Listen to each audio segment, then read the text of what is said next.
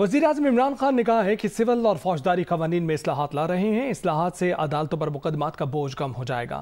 वकला तंजीमें हुकूमत का साथ दें। वज़ीर-ए-आज़म से सुप्रीम कोर्ट बार एसोसिएशन की एग्जीक्यूटिव कमेटी के अरकान की मुलाकात। वज़ीर-ए-आज़म ने कहा कि माजी में मुफाद परस्त तनासिर ने कानून का गलत इस्तेमाल किया, कमज़ोर तबकात का इस्तेहसाल किया जाता रहा।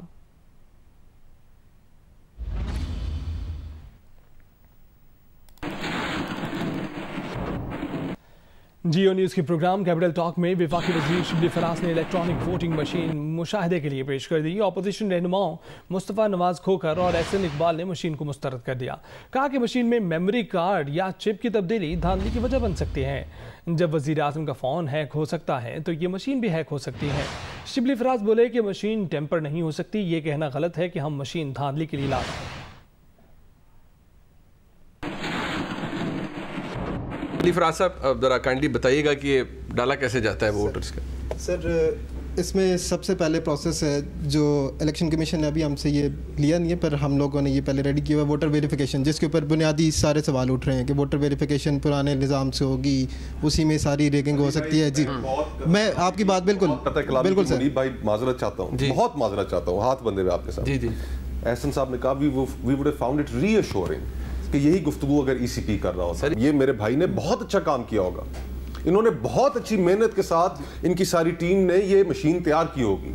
हमें शक किस बात पे हो रहा है, हमें एतराज किस बात पे है कि हमारे इन भाइयों से जो काम लिया गया, इन्होंने जो पूरी की पूरी रातें इसके ऊपर लगाई इस मशीन को तैयार करने में, वो इनका इख्तियार नहीं था, वो इख्तियार इलेक्शन कमीशन का है। आज यहाँ पर इलेक्शन कमीशन के साहब खड़े होते हैं, हमें कहते हैं हम तवज्जो से सुनते हैं। ये universities and research election commission की तौहीन है। यही प्रेजेंटेशन इनको पहले जाके इलेक्शन कमीशन को देनी चाहिए। सर वो अगर मान जाए, देखिए वो अगर मान जाए फिर आप लाके खुद पेश करें लोगों के सामने। सर वो उन्होंने टेक्निकल इवैल्यूएशन हो रही है, जिस तरीके से डिक्टेट और बुलडोज कर रहे हैं उससे हमारे शकूक और शुबात बढ़ रहे हैं कि ये धांधली की मशीनें हैं। मैंने आपको बता दिया कि we are being a science technology ministry, हमारे पास रिसर्च इंस्टीट्यूट्स भी हैं, हमारे पास टेक्नोलॉजी की। And you are authorized to do it. देखिए बिल्कुल, you know we can make an airplane, we can make a space shuttle, go and convince election commission. ये मशीन जो बनी है ना, ये हमने खुद नहीं बनानी शुरू की, इसमें इलेक्शन कमीशन ने रिटन रिक्वायरमेंट दी है, तो they have all the control.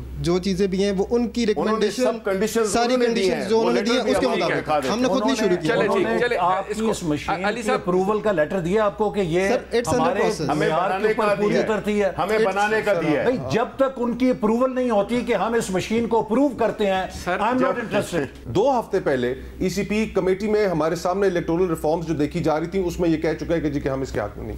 क्या वजीर आजम पाकिस्तान का फोन महफूज था, हैक नहीं हुआ? अब आपने अवाम ने देख लिया है। नहीं अवाम ने ये जो पुराने सिस्टम के बेनिफिशियरी हैं, ये हमें पता है कि ये जो है जिस तरह से इन्होंने हल्के जिन्होंने जरिए ये चाहते हैं कि 1 सेकंड के अंदर इनकी धांधली का नतीजा। अच्छा 2018 में ये मशीन थी, आरटीएस सिस्टम क्यों बंद हुआ था? वो किसने किया था? वो आप लोगों ने किया। हमने नहीं किया था। आप लोगों ने, हमारी हुकूमत तो बेचारे तो पीट रहे थे कि बैठ गए 2018 में आप लोगों ने करवाया था, तो नहीं आप लोगों ने करवाया था सर। अच्छा वो बेचारी ईवीएम इंतजार कर रही है, मैनुअल में नहीं करा सकते। अच्छा मैनुअल मुश्किल होता है, इलेक्ट्रॉनिक से मुश्किल होता है। सर मैं समझ गया हूँ, आपने ये चलने नहीं देनी मशीन। पंजाब में आटा महंगा हो गया। आटे की 20 किलो थैले की कीमत में 30 रुपये इजाफा किया गया है। 20 किलो के थैले की एक्स मिल कीमत 1150 रुपये और रिटेल कीमत 1180 रुपये हो गई। पिछले 20 दिनों में पंजाब में आटे की कीमत में 100 रुपये तक का इजाफा हो चुका है। Chairman Punjab flour mills association Asim Raza ने एक बयान में कहा कि सरकारी गोदामों से गंदम का इजरा नहीं हो रहा। ओपन मार्केट से महंगी गंदम खरीद कर आटा सस्ता नहीं बेचा जा सकता।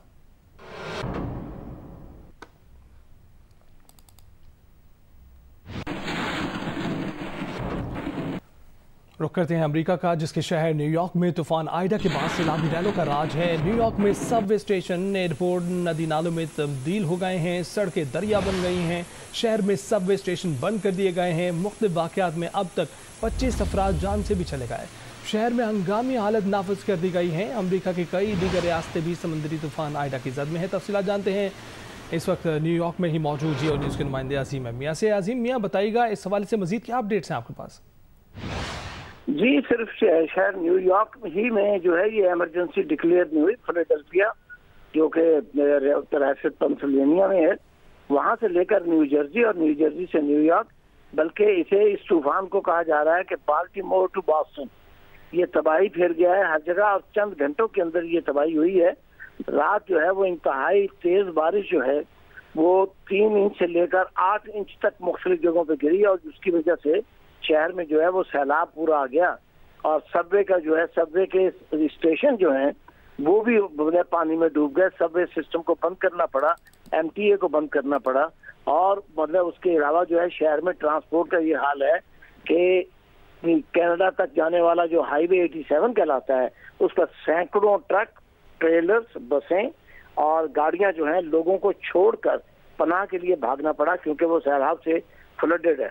हजारों गाड़ियां जो हैं वो हर जगह छोटे बड़े शहर के अंदर या पार्क शुदा हालत में पानी में डूबी हुई नजर आती हैं और कई इलाकों में जो है, जिसमें सदर बाइडन का इलाका विल्मिंगटन डेलावेयर जो है स्टेट वो भी शामिल है, वहां पर कश्तियां चल रही हैं और कश्तियों के जरिए लोगों को अपना घरों में से उनके निकाला जा रहा है और हवा के चक्कर से जो है वो घरों की छतें उड़ गई हैं, प्रॉपर्टी तबाह हुई है, बड़ी बिल्डिंग्स जो है उसकी वो आबादी का मसला हुआ है और उसके अलावा जो लोग बेसमेंट्स वगैरह में रहते हैं उनके लिए भी जो है वो फ्लड गटर में से मतलब है निकलकर पानी ने उबलना शुरू कर दिया।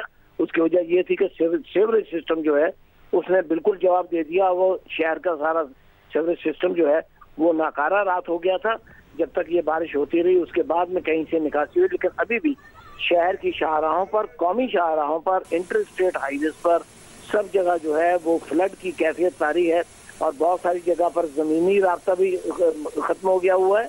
तो इस वक्त अमेरिका जो है मुख्तसर तौर पर ये कि कैलिफोर्निया के जंगलों में आग और साउथ के अंदर जो स्टेट्स हैं वहां पर आइडा पहले तबाही मचा चुका है, जहां ऑयल की पैदावार होती है, जहां गैस की पैदावार होती है। अजीम मियां हमें बता रहे हैं कि बाल्टीमोर टू बॉस्टन आइडा ने तबाही मचा रखी है। बहुत शुक्रिया इस हवाले से आगाह करने के लिए।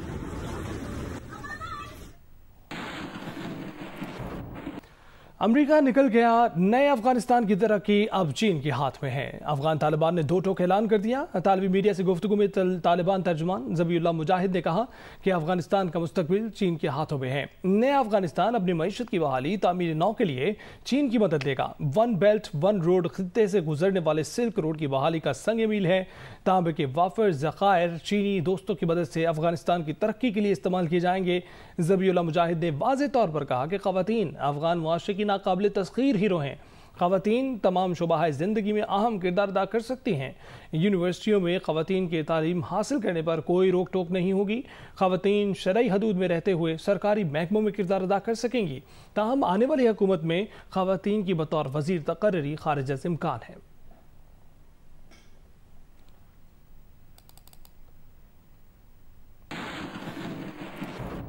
और इससे पहले तालिबान तर्जुमान सुहेल शाहीन ने कहा था कि तालिबान को कश्मीर समेत कहीं भी मुसलमानों के हक में आवाज़ बुलंद करने का हक है। बरतानवी नशरियाती इदारे को इंटरव्यू में कहा कि तालिबान के किसी भी मुल्क के खिलाफ मुसल्लह ऑपरेशन करने की कोई पॉलिसी नहीं है। मुसलमान होने के नाते हक है कि कश्मीर, भारत और किसी भी मुल्क के मुसलमानों के लिए आवाज़ बुलंद करें।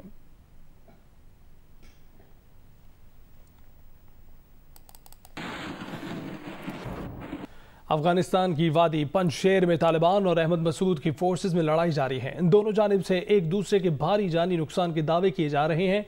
गैर मुल्की खबर एजेंसी के मुताबिक तालिबान तर्जुमान ज़बीउल्लाह मुजाहिद ने कहा कि उनके जंगजुओं ने पंजशेर में दाखिल होकर मुतादिद इलाकों पर कब्जा कर लिया है। मकामी मुसल्लह गिरोह से मुज़ाकरात नाकाम होने पर ऑपरेशन शुरू किया गया, जिसमें मुखालिफिन को भारी नुकसान हुआ।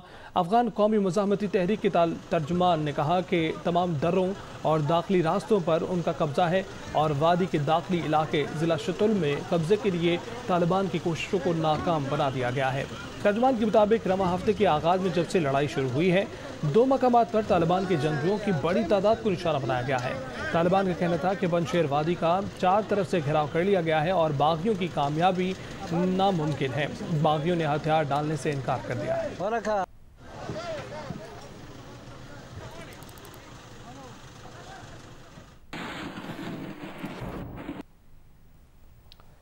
कराची की फ़ज़ाओं में जुमेरात की शाम अमरीकी शनूक हेलीकॉप्टर्स की परवाज़ देखी गई। शनूक हेलीकॉप्टर्स शुमाल मशरिक से मगरिब की जानिब जाते देखे गए।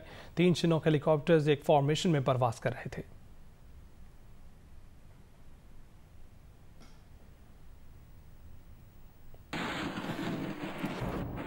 जस्टिस आयशा मलिक ने सुप्रीम कोर्ट में तैनाती के लिए रजामंदी जाहिर कर दी है। जस्टिस आयशा मलिक ने इस बारे में जुडिशल कमीशन को तहरीरी तौर पर आगाह कर दिया है।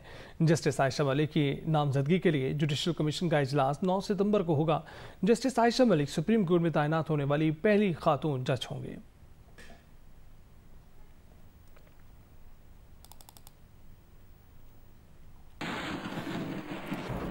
बुजुर्ग कौम परस्त सियासतदान और बलूचिस्तान के पहले वज़ीर आला सरदार अताउल्लाह मेंगल कराची में इंतकाल कर गए। उनकी मैयत कल सुबह कराची से उनके आबाई इलाके वड खुजदार रवाना की जाएगी, जहां आज 3 बजे उन्हें वड के मकामी कब्रिस्तान में सुपुर्द खाक किया जाएगा। BNP ने अताउल्लाह मेंगल की वफात पर 40 रोज़ के शोक का ऐलान किया है। उनके बारे में देखते हैं कोयटा से नदीम कौसर की ये रिपोर्ट। सरदार अताउल्लाह मेंगल 1929 को बुसान के ज़िला खुजार की तहसील वड में पैदा हुए। इब्तदाई तालीम हाई स्कूल बेला में हासिल करने के बाद एचिसन कॉलेज लाहौर से सीनियर कैम्ब्रिज किया। 1953 में उन्हें शाहीज़ई मेंगल कौम का सरबराह मुंतखब किया गया। सरदार अताउल्लाह मेंगल ने 1962 में कौमी असम्बली का इलेक्शन लड़ा और कामयाबी हासिल करके रुकन कौमी असम्बली मुंतखब हुए, मगर साबिक सदर अयूब खान के खिलाफ तहरीक चलाने की पादाश में गिरफ्तार करके जेल भिजवा दिया गया। जेल से रिहाई के बाद उन्होंने नेशनल अवामी पार्टी को मुनज़्ज़म किया। वो 1 यूनिट के खिलाफ थे। 1 यूनिट के खात्मे के बाद 1971 में होने वाले आम इंतखाबात में नेशनल अवामी पार्टी ने जमीयत उलमा इस्लाम के साथ मिलकर हुकूमत बनाई। सरदार अताउल्लाह मेंगल 1 मई 1972 को बुसान के पहले वज़ीर आला बने, लेकिन 8 माह के बाद 13 फरवरी 1973 को सरदार अताउल्लाह मेंगल की हुकूमत का खात्मा करके उन्हें जेल में पाबंद सलासल कर दिया गया। सदर ज़ियाउल हक के दौर हुकूमत में सरदार अताउल्लाह मेंगल पहले अमेरिका और फिर वहाँ से बरतानिया चले गए, जहाँ उन्होंने सिंधी बलोच पश्तून फ्रंट के क़याम में हिस्सा लिया। 18 साल के बाद 1996 में वो वतन वापस आ गए और BNP की बुनियाद रखी। सरदार अताउल्लाह मेंगल काफ़ी अरसे से पीरा साली की वजह से साहिब फराश और बीमारी के बाइस 1 हफ्ते से कराची के अस्पताल में ज़ेर इलाज थे। कैमरा टीम के साथ नदीम कौसर, जियो न्यूज़, कोयटा। सरदार अताउल्लाह मेंगल के इंतकाल पर मौलाना फजल रहमान और बिलावल भुट्टो जरदारी समेत मुख्तलिफ सियासी रहनुमाओं ने अफसोस का इजहार किया। तफसीलात के मुताबिक अपने एक बयान में जमीयत उलमा इस्लाम के सरबराह मौलाना फजल रहमान ने सरदार अताउल्लाह मेंगल के इंतकाल पर दुख और अफसोस का इजहार किया। मौलाना फजल रहमान ने कहा कि सरदार अताउल्लाह मेंगल और मुफ्ती महमूद ने जमहूरियत की बहाली के लिए मिलकर काम किया। सरदार अताउल्लाह मेंगल के इंतकाल से बलूचिस्तान अजीम रहनुमा से महरूम हो गया। सरदार अताउल्लाह मेंगल ने हमेशा जमहूरियत की आवाज़ बुलंद की, जबकि सरदार अताउल्लाह मेंगल ने हमेशा बलूचिस्तान के हकूक़ की भी आवाज़ बुलंद की। पाकिस्तान पीपल्स पार्टी के चेयरमैन बिलावल भुट्टो जरदारी ने बुजुर्ग सियासतदान सरदार अताउल्लाह मेंगल के इंतकाल पर गहरे दुख और अफसोस का इजहार किया। पाकिस्तान पीपल्स पार्टी के चेयरमैन ने कहा कि सरदार अताउल्लाह मेंगल के इंतकाल की खबर बाइस सदमा है। अताउल्लाह मेंगल के इंतकाल से पाकिस्तान में तदब्बर, रवादारी और पुरवक्कार सियासत का एक अहद इख्तिताम पजीर हुआ।